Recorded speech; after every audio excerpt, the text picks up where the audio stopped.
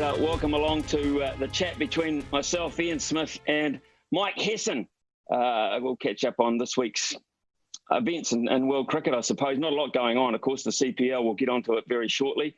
But we've got time to head across to the Dubai region, to the Director of Cricket Operations for Royal Challengers Bangalore. A hell of a title for such a short man. But honestly, it comes with a lot of responsibility. Mike, good afternoon to you, New Zealand time anyway. I think it's early morning over there. Tell us, it's been about a week since we talked to you. How have you settled in? Yeah, look, we've settled in pretty well. To be fair, we just got released last night from our isolation. So we'd had 7 days in our own room, plenty of Zoom calls, plenty of large Zoom calls with the whole squad, and plenty of Zoom calls with the bloke next door in the room next door that you can't even talk to. So, yeah, a lot of time on the laptop, getting to know each other. But last night was fantastic, just getting released. And today we'd start training.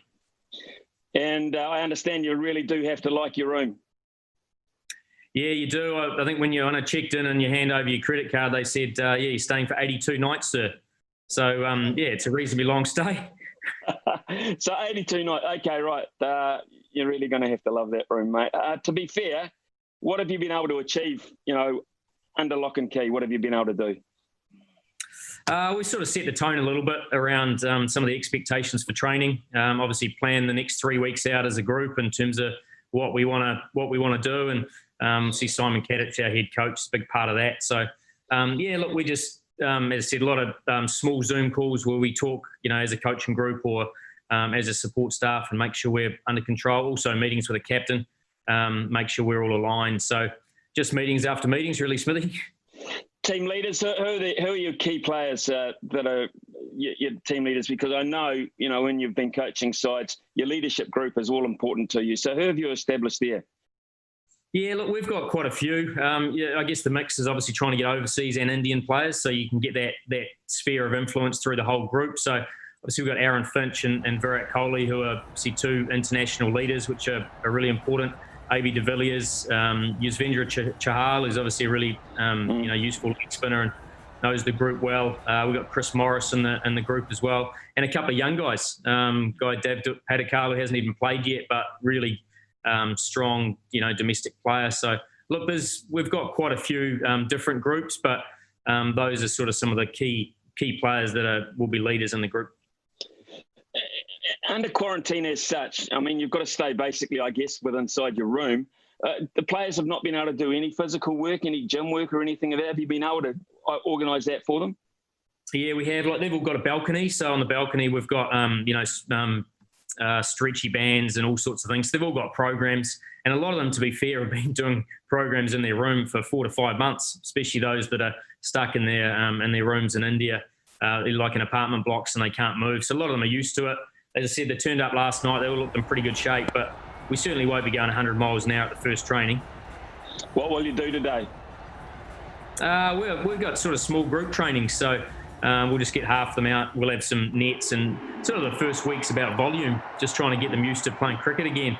As I said, for some of them, it's literally been 5 weeks before they've had a bat in hand. Mike, your team's obviously based in that hotel as a unit. Any other teams based there, or are they spread around the region? No, 8 different hotels. So 6 of them are in Dubai, 2 are in Abu Dhabi, which having their own challenges at the moment because they've got different isolation rules. And at this stage, they have to quarantine for longer. So, some teams are already training, some are still waiting in their hotels.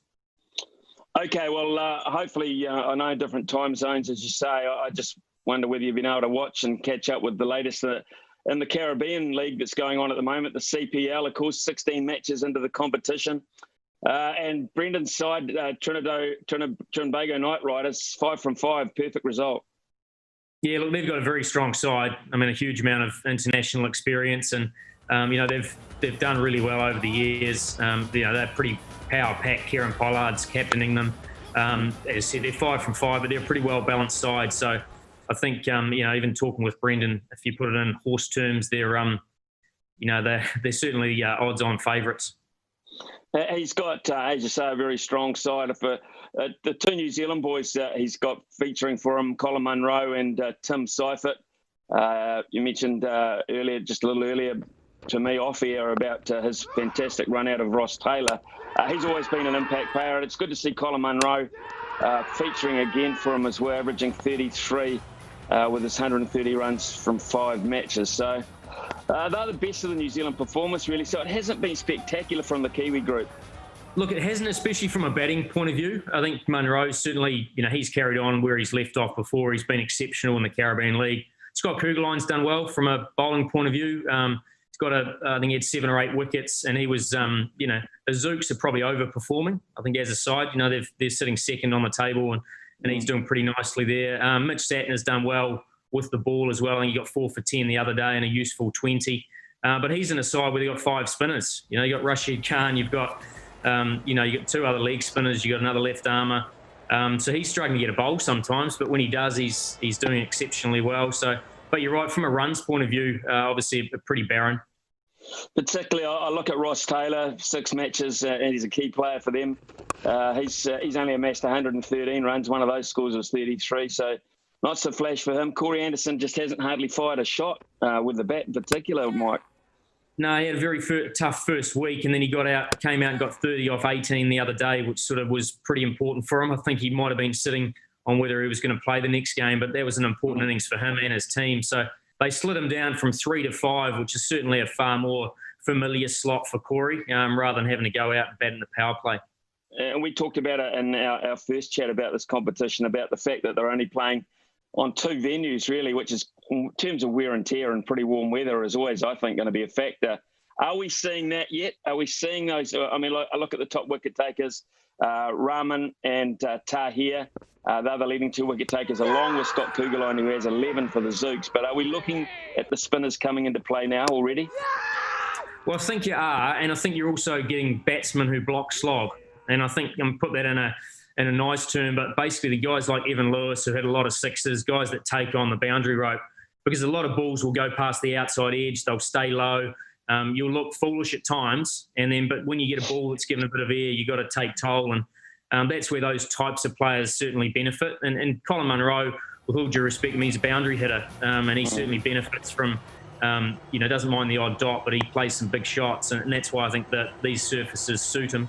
And you're right, the spinners, even some spinners that aren't particularly competent, still getting sort of only going for 3 or 4 and over. So if you bowl back of a length, it's going to be tough work.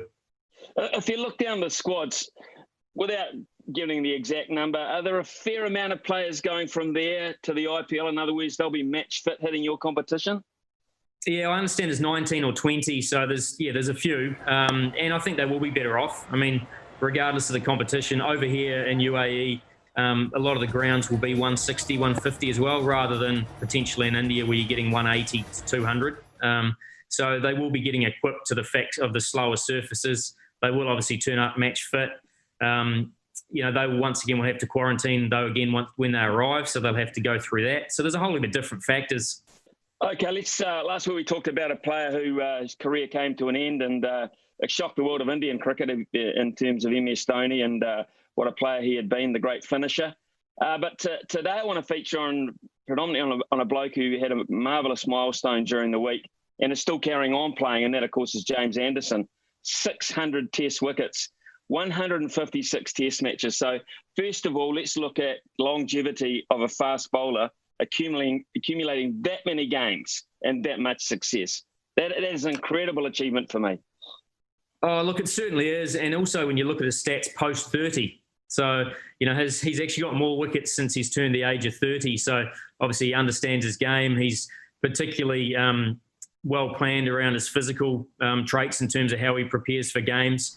I think the fact he's now not involved in the other forms of the game for England has certainly allowed him to play that many games. And he's performed all around the world. There's no doubt he's performed better in England, and we can talk about that in a moment. But he's also performed in the subcontinent. Being a swing bowler, he's able to reverse the ball. He's a fantastic bowler, and he often bowls at tough times. So, an amazing achievement for a fast bowler to last that long. Yeah, he's averaging 26.79 per wicket at the moment. That's not going to change much because of the volume of what he's done. And at the moment, he's averaging 3.84 wickets per test match. He's also, Mike, even though he's no longer required in the white ball form of the game for England, he's still their leading ODI wicket taker.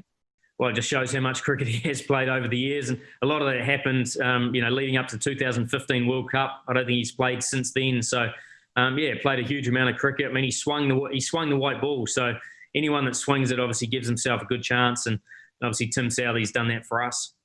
I look at James Anderson and I look at his demeanour on the cricket field. He's a tough cookie on the field.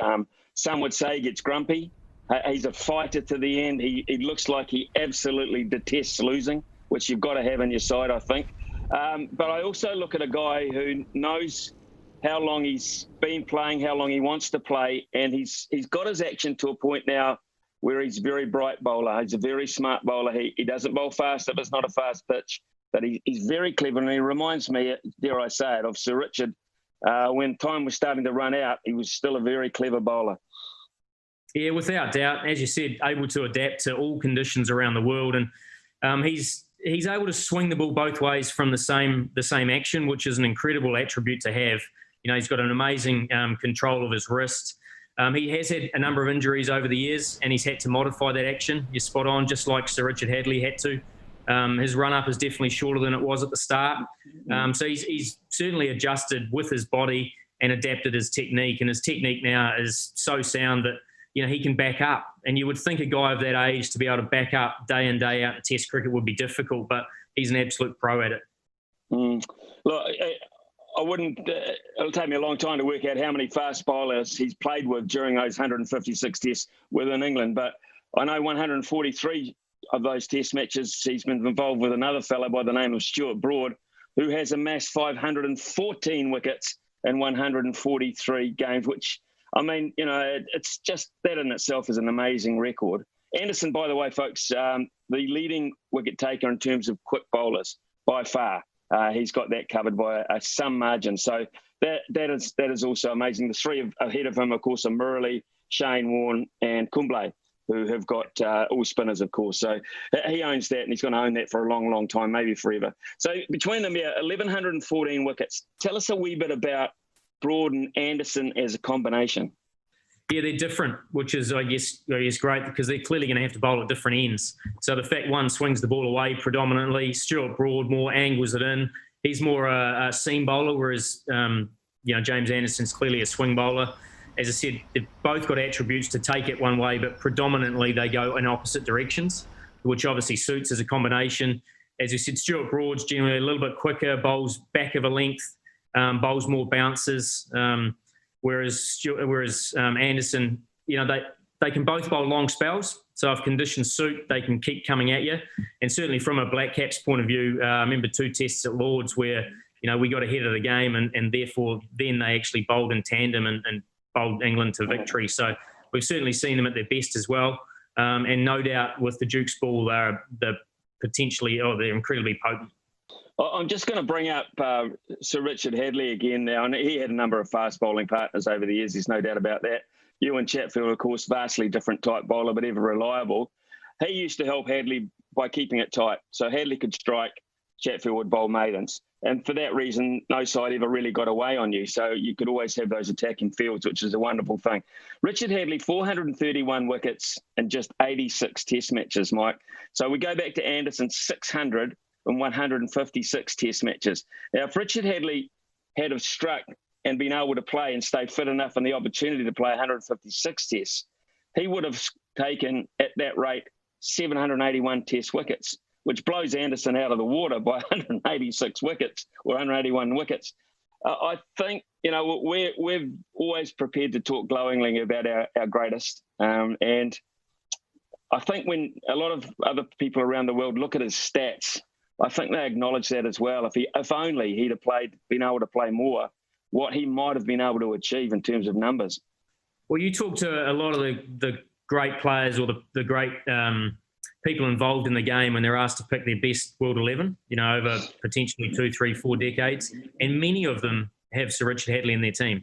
And not all, because as you said, you look at the numbers solely, 431 wickets, there are people who have taken more, but you dig a little bit deeper and you identify just how good he was. And the fact that, as you said, he often bore the brunt of the attack in so many conditions around the world, and he loved that. You were obviously a huge part of that. And no wonder that as a New Zealander growing up, I was one of many who he was their absolute idol, because he was so good. And he got us out of so many tricky situations, and he was just a fantastic cricketer. Mike, I know you've got a busy day ahead. First day outside, so you'll be looking forward to that, mate. So we'll let you go. I wish you well with all the preparations during this week with your side, and we'll catch up with you next week. I look forward to seeing how it's progressing. Sounds great. Thanks, Smithy. Cheers, Mike. Thank you.